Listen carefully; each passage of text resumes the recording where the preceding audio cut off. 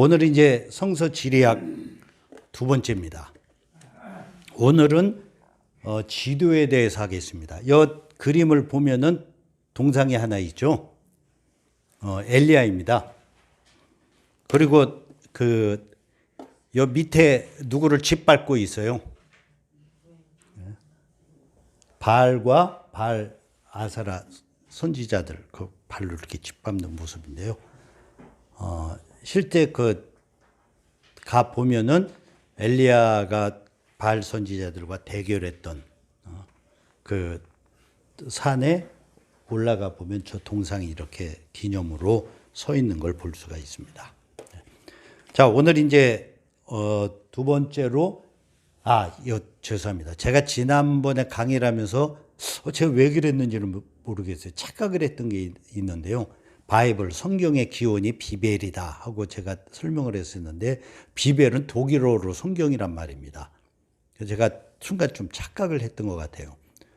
바이블은 그리스어 비블리온에서 나온 말입니다. 근데 비블리온이라는 것은 페니키아의 다음에 지도를 보면서 이 비블로스가 어딘지는 제가 한번 설명을 해드리겠습니다. 비블로스라는 그 이스라엘에서 좀 위쪽 지역이에요. 그 비블로스라는 지역이 있는데 여기에서 그 이집트에서 파피루스를 가져다가 다른 지역으로 이렇게 소통시키는 그런 역할을 비블로스에서 했습니다. 그래서 이 비블로스 지명에서 그 파피루스는 아시죠? 밑에 그림이 이게 파피루스 원료가 되는 식물이에요, 이게요. 그래서 비블로스 지역 사람들이 파피루스를 갖다가 이제 이렇게 전파하다 보니까 비블로스 그 파피루스에다 이제 글을 썼잖아요. 그래서 거기서 이 비블로스 책이라는 말이 나오기 시작을 했고 거기서 바이블이라는 비블리온 그다음에 바이블 이 성경의 유래가 되었습니다. 근데 독일어로 비벨인데 제가 좀 왜 그렇게 만들었는지 모르겠습니다. 하여간 그건 죄송하고요. 페이퍼라고 할 때 페이퍼 종이 그것도 파피루스에서 나온 단어거든요. 그것도. 그러니까 이거는 그냥 참조적으로 비블로스라는 도시에서 파피루스를 통용시키다 보니까 사람들이 그 비블로스 지역의 책 이거를 같이 엮어갖고 거기서부터 책이라는 단어가 비블리온이 됐고 비블리온에서 바이블이라는 단어가 나왔다 하는 것을 그냥 상식적으로 알아두시면 될 것 같습니다. 이제 오늘 공부하는 것은 이 지도에 대해서입니다. 지도 아시죠? 지도란 뭐냐? 지구 표면의 상태를 약속된 기호나 문자를 사용하여 실제보다 축소해 평면상에 그리는 그린 그림이죠. 성서를 이해하는데 지도를 볼 줄 아는 건 굉장히 중요합니다. 그래서 오늘은 이 지도에 대한 일반적인 거예요. 성경보다도 지도에 대한 일반적인 개괄을 좀 해보도록 하겠습니다. 지도는 종류에 따라서요. 일반도와 주제도라고 그렇게 얘기할 수 있는데요. 맨 왼쪽에 있는 것이 일반도. 그러니까 뭐 건물, 논, 밭, 뭐 수원에 이제 메탄동 이거고요. 바로 가운데는 기후도. 기후에 따라서 이렇게 그리는 거고. 세 번째는 고속도로 휴게소 맛집입니다. 맛집 지도죠. 그러니까 지도를 다양하게 이렇게 할 수가 있습니다. 뭐 여행 관광지 중심의 지도도 있고 이제 지금 꽃 피는 계절이면은 대한민국에서 꽃 피는 곳, 꽃 피는 걸로 유명한 곳들 그리고 그 꽃 피는 시기 뭐 이런 것들을 따로 해놓은 그런 지도도 있고 지도는 일반도하고 그다음에 주제에 따라서 나누는 주제도가 있습니다. 지도를 볼 때 지도의 이제 주요 지도를 보는 법 중에 이제 하나는 방위입니다. 동서남북 아시죠? 지도를 볼 때 저런 방식으로 표현을 합니다. 맨 오른쪽이 아라비아 사자로 이제 그 동서남북을 표시하는데요. 그 밑에 보면은 그 사자를 다양하게 써놨어요. 그렇게 볼 때 여러분들은 동이 어디예요? 사자일 때 요 위에 빨간 거, 요 사자 오른쪽이 동이라는 것을 꼭 기억하시기 바랍니다. 어디 지도에는 보면은 밑에처럼 써놔요. 그 남이 위로 가고 북이 아래로 가도 사자 거꾸로 써놓고 이런 것도 있는데요. 그럴 때는 이게 지금 북쪽이 어디다 하는 거를 그 사자 표시를 통해서 이렇게 볼 수 있어야 됩니다. 이스라엘 민족은 동쪽을 북쪽으로 인식을 했어요. 동쪽으로요.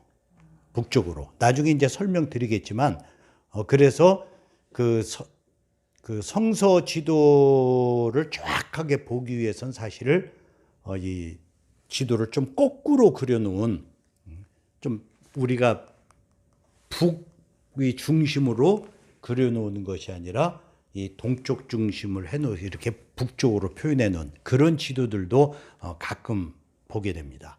그러니까 이거는 방위를 꼭 알아야 됩니다. 어디가 북쪽인지. 지도를 보실 때 특별히 외국에 나가거나 여행을 갈 때는 또 산에서 이 길을 찾을 때는 북쪽이 어딘지 꼭 찾아야 됩니다. 밤에 길 잃을 때 별을 보고 찾죠. 그 북두칠성 보고서 북쪽이 어딘지. 그래야 올바로 길을 찾을 수가 있습니다. 그래서 지도에는 대부분이 이제 위에 북쪽으로 돼 있는데요. 우리가 그 내비나 이런 데서 혹은 핸드폰으로 그 지도를 볼 때는 그 방위 각도가 좀 이렇게 달라지는 경우가 있습니다. 그러니까 내가 지금 이렇게 검색하면 북쪽은 어디를 가리키게 돼요? 여기를 가리키고, 만약에 이렇게 핸드폰으로 이렇게 가리키면은 위에 있다고 북쪽이 아니죠.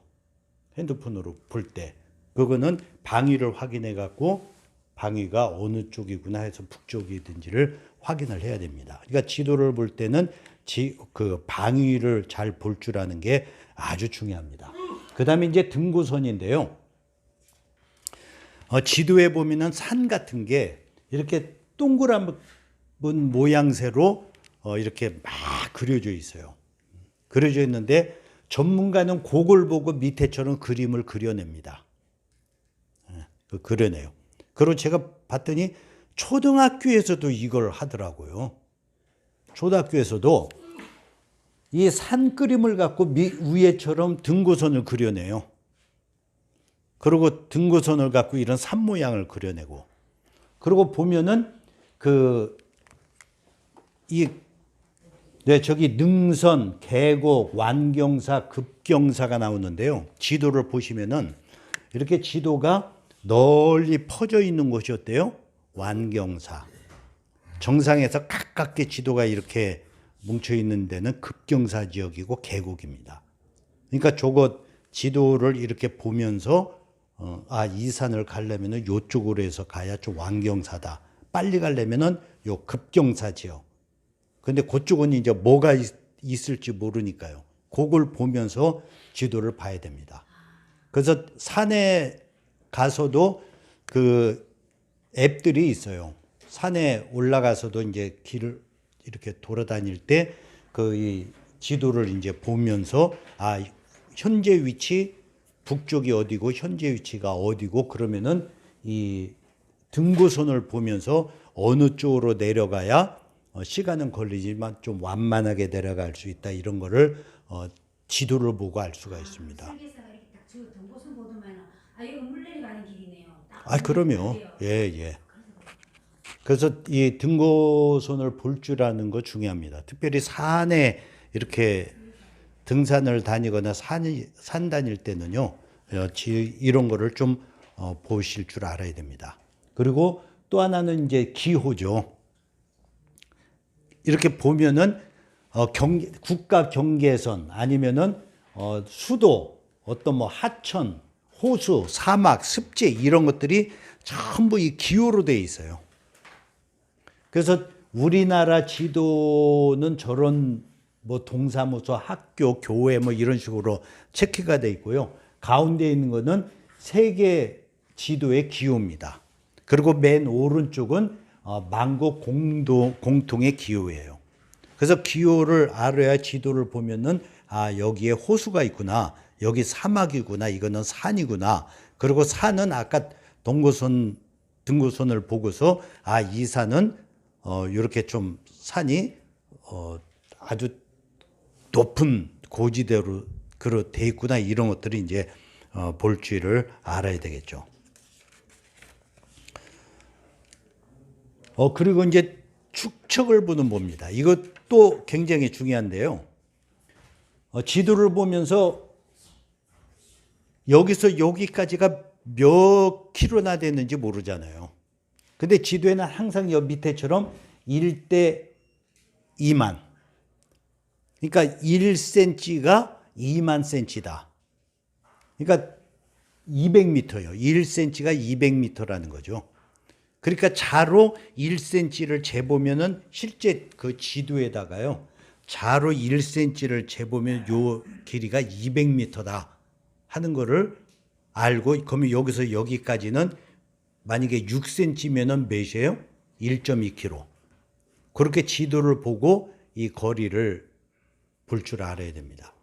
제가 이 스마트폰이 되면 좋은데, 스마트폰을 되면은요, 예를 들어서 내가 현재 있는 지점을 딱 찍고 여기서 그 일산 동구청까지 쭉 당겨 보면은 동구청까지 몇 킬로인지 쫙 나와요. 지금은요. 동구청까지 몇 킬로 걸린다는 거.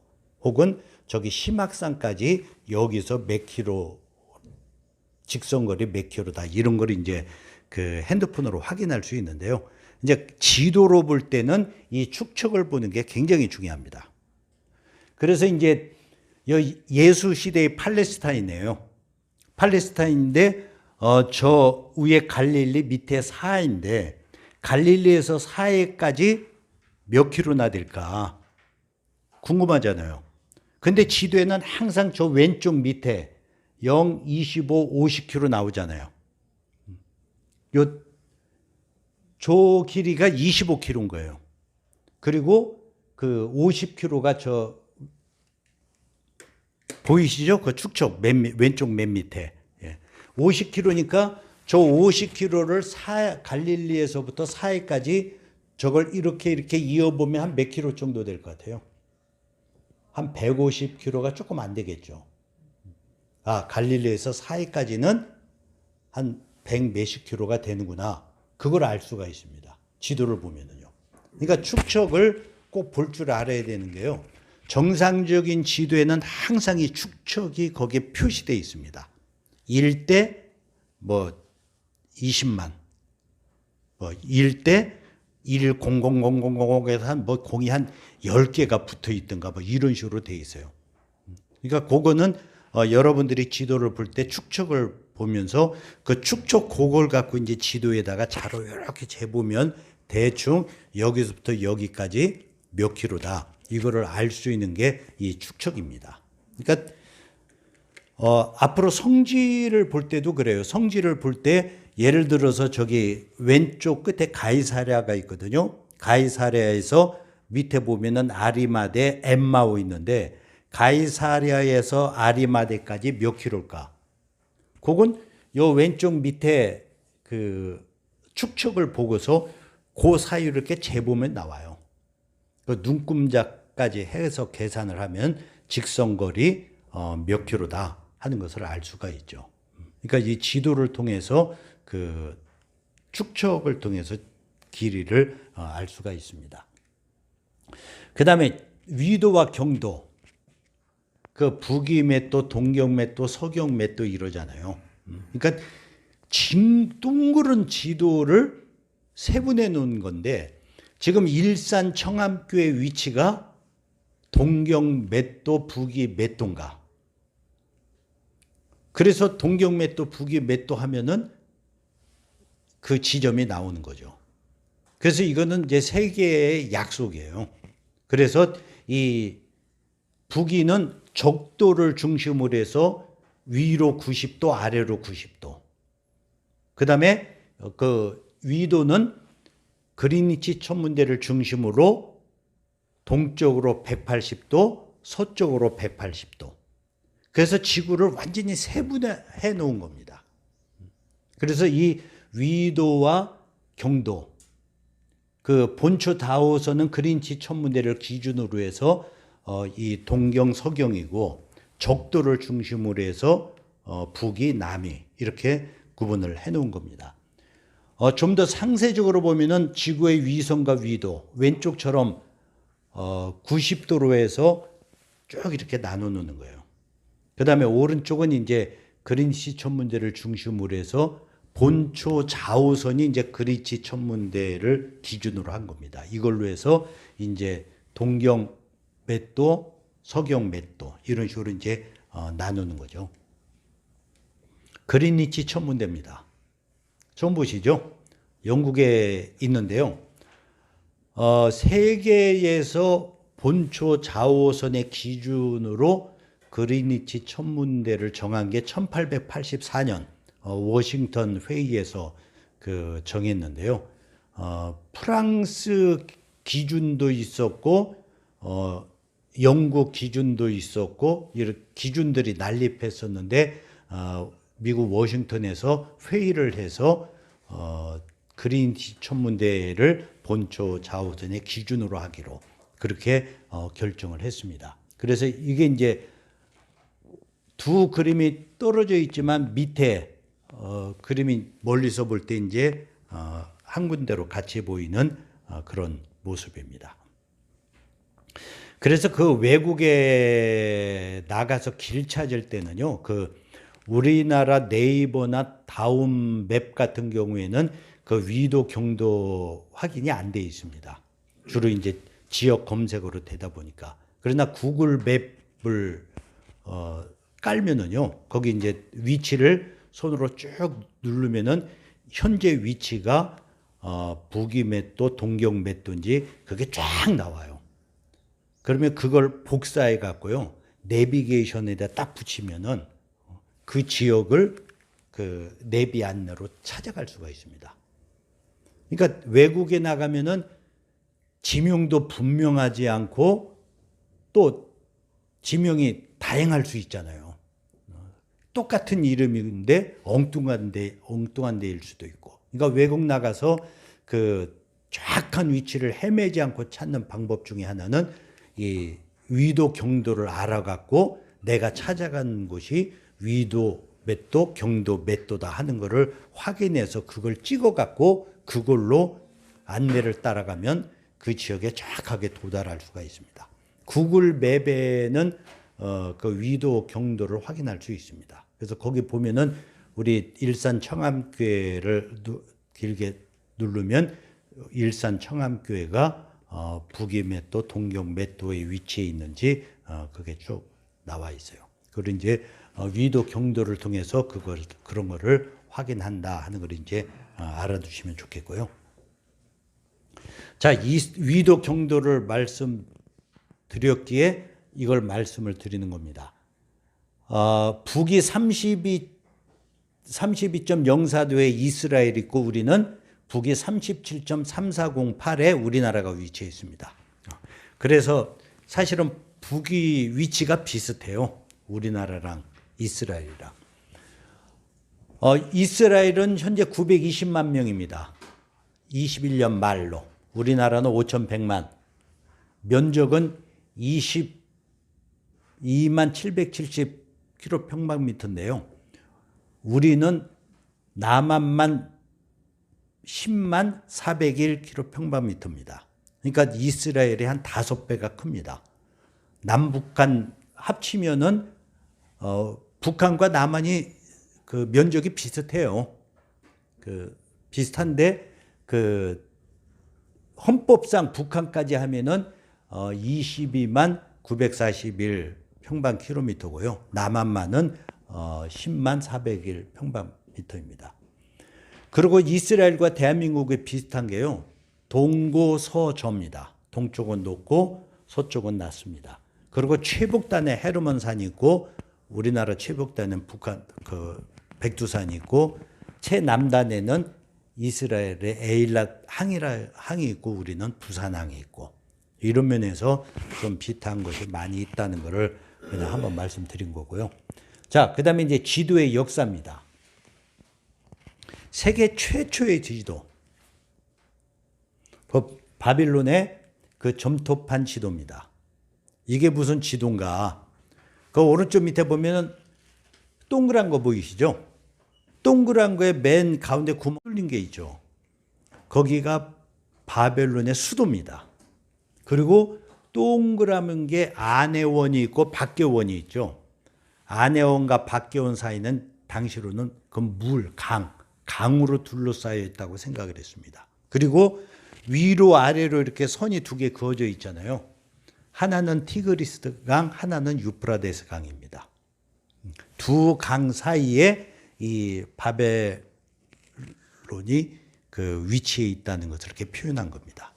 세계 최초의 점토판 지도예요. 그리고 물로 둘러싸여 있다 보니까 세상의 중심이 자기네 바벨론이다 하는 그 의미로 그려놓은 겁니다. 이건 이제 혼일 강리 역대 국도 지도. 그 이제 그 프린트에 보면 이제 나오는데요. 1402년에 그려진 동양에서 가장 오래된 지도입니다. 동양 지도. 그래서 여기에 보면은 중국이 엄청 크게, 그 다음에 대한민국도 엄청 크게 그려져 있죠. 중국과 대한민국이 그 세계의 중심이다라는 개념이고, 저 왼쪽에 보면은 구멍 하나 뚱 뚫린 데 있고요. 아프리카를 저렇게 그려놨습니다. 그러니까 아프리카가 작고 그 가운데 이제 무슨 호수 같은 물 같은 게 있다고 그렇게 생각을 한 것 같습니다. 그 다음에 이제 그 고년 만국전도인데요. 마테오 리치가 우리나라를 처음 소개한 그런 지도입니다. 동양의 세계 지도를 그리면서 그 조그만 섬나라인 줄 알았더니 섬나라가 아니라 대륙에 붙어 있는 나라다 하는 것을 이제 처음 소개한 건데요. 이거는 뭐 그 여러분들이 주보 그냥 내용을 보시면 알 겁니다. 그 다음에 이제 우리나라의 지도, 대동여 지도, 그 김정호가 지은 거죠. 근데 그 지도를 보면은 오른쪽이 이제 그 원본은 아니고 그걸 무슨 본이라 그러는데요. 그 네모나게 잘게 다 잘라져 있는 걸 볼 수 있습니다. 그러니까 돌아다니면서 네모나게 일정 지역 다니면서 그 지역을 전부 그래갖고 다 엮어 놓은 거예요. 이제 묶어 놓으니까 이제 저렇게 표시가 된 겁니다. 그러니까 참 전 이 지도 그리는 사람들을 보면 대단하다고 봐요. 측정 기구나 어떤 나침반, 뭐 인공유성 이런 것들 없이도 어떻게 돌아다니면서 그걸 전부 그려갖고 이런 식으로 이제 지도를 만들어 낸다는 게 참 어떤 면으로 보면은 아주 신기하다고 할 수 있습니다.